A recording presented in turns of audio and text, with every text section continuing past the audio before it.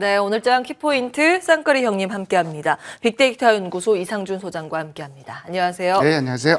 네, 오늘은 키워드 시간상 스킵하고요. 바로 시장 판단 들어보겠습니다. 간밤 마감된 미증시 어떻게 보셨습니까? 오락가락 있죠. 뭐 나스닥 지수가 1% 넘게 빠지기도 했다가 플러스도 났다가 약밥으로 끝났는데 방향 잡지 못하는 모습이고요.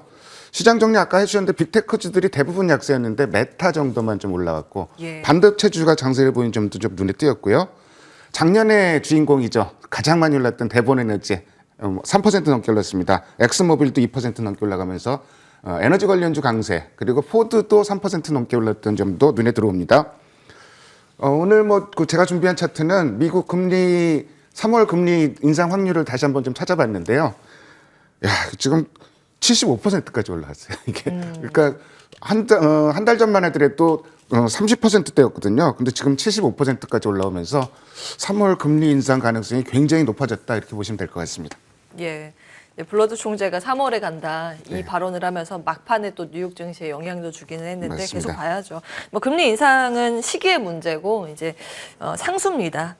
이 점 염두에 두시면서 시장 보시면 되겠고 국내 증시 보겠습니다. 어제 사실 우리 시장 긴축 쇼크를 받기는 했는데 그 전부터 저희는 더 안 좋았잖아요. 네, 그렇죠. 어떻게 보셨어요? 근데 그 와중에도 수급을 살펴보면은 딱 올라온 종목들이 보이잖아요. 경기 민감주라고 그러는 소위 이제 조선, 철강 이런 쪽이 수급이 단연 돋보였습니다.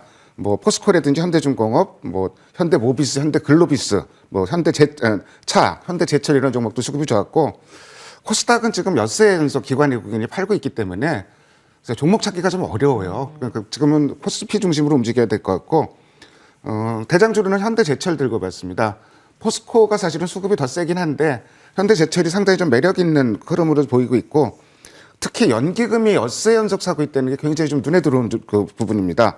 그리고 이틀간 거래가 증가하면서 고점을 돌파하는 모습을 보여주고 있기 때문에 뭐 관심이 있는 종목이고 투자 포인트는 12월 달에 차량용 강판 가격이 인상했거든요. 그래서 이 부분이 4분기 실적에 반영이 될 것으로 보여지고요. 올해는 아마 열형 강판이나 후판 가격을 인하할 가능성도 있는데 차량용 강판은 인하할 가능성이 별로 없다고 얘기해요. 그래서 이 부분이 실적을 방해하면서 올해도 실적이 상당히 좀 좋을 것으로 예상이 되고 이 회사가 이익이 안 나다 보니까 계속 빚만 쌓였거든요. 부채만 늘어났었는데 부채가 엄청나게 줄었고 조금 더 나아가서 이 회사의 그 부채 어떤 그 축소가 어느 정도 마무리되면은 주주환원 책도 분명히 나올 것 같아요. 그래서 관심 가져야 되는 거. 포스코도 관심 있지만 현대제철도 눈에 확 들어오는 종목 중에 하나입니다. 예.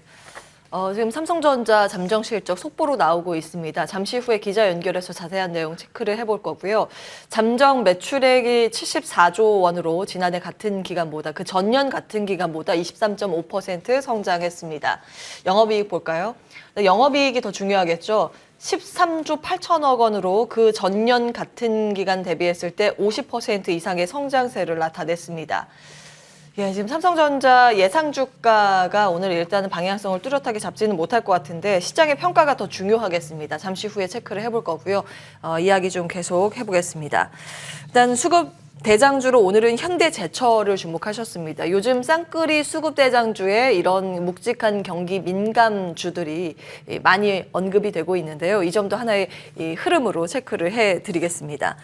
자, 우리 시장 경기 민감주가 부각되고 있는데요. 오늘은 좀 어떤 흐름을 보이게 될까요? 그 흐름으로 좀 이어질 가능성이 많다고 보여지고요. 우선 시장이 진짜 이틀 동안 악소리가 났었는데 QT라는 얘기가 나오고 있죠. 양적 긴축, 퀀터티브 타이트닝. 근데 그 과거에 양적 긴축이 나왔을 때 그 S&P 500이 어떻게 움직이는지를 좀 살펴보면은 당장은 안 움직였어요. 그러니까 2017년 10월부터 시행을 해갖고 2019년 7월까지 시행이 됐었는데 정작 시장에 쇼크가 나타난 거는 2018년 10월 그러니까 1년이 지나서 좀 이런 그 충격을 받았다. 그래서 뭐 이런 흐름 보면은 뭐 지금 이번 달에 지금 FOMC 회의 있기 때문에 그때까지는 좀 왔다 오락가락 하겠지만 지금은 심리적인 요인에서 빠지는 거고 이거보다 더 불안한 요인은 환율입니다. 지금 어제 1,200원대 올라왔는데 올해 들어서 며칠 지나지 않았는데 원화원조는 달러화에 대해서 1.4% 정도 절하가 되고 있어요. 계속 올라간다면 시장이 부담을 느낄 건 자명한데 그나마 긍정적인 거는 외국인들이 이제 주식을 이 와중에도 코스피는 계속 사주고 있다는 거. 환율이 올라가는데도 사주고 있다는 건 이례적인 현상인데 제가 11월 정도부터 계속 얘기를 하고 있는 게 외국인 이제 팔 만큼 다 팔았다. 시가총액 비중을 보니까 그 얘기를 했는데 그런 맥락에서 일단은 이 부분은 좀 안심이 되는 부분인 것 같고요. 그렇다면 외국인이 어떤 업종을 샀고 어떤 종목을 샀는지가 중요하잖아요. 그 부분 한번 체크해 보면은 가장 많이 산 건 전기 전자인데 뭐 거기 뭐 외국인이 더 많이 샀지만 기관은 더 세게 팔았기 때문에 의미가 없을 것 같고요. 외국인하고 기관이 같이 산 업종은 4개 업종입니다. 운수창고, 운수장비, 다음 표로 좀 보여주시면 좋겠네요. 그다음에 철강금속, 보험 이 4업종을 1월 들어서 외국인하고 같이 사고 있는데 자, 딱 보면은 운수장비, 철강금속 이쪽으로 좀 돈이 움직이고 있다는 게 보이죠. 그래서 이 업종 내에서 특히 어떤 종목들을 같이 사고 있나 좀 한번 그 종목별로 좀 살펴봤는데요. 운수창고는 현대글로비스인데 이거는 뭐 외국인 쪽으로 좀 그 지분 넘긴 이 부분 때문에 뭐 그렇다고 보면 될 것 같고 운수장비 쪽에서는 세 종목 모비스 뭐 수요일날 제가 제시했던 현대중공업 오네커가 얘기했던 현대미포조선 이런 종목들이 좀 그 쌍끌이 매수가 들어오고 있고 철강금속에서는 포스코 현대제철 대한제가 이런 쪽으로 수급이 들어오고 있습니다.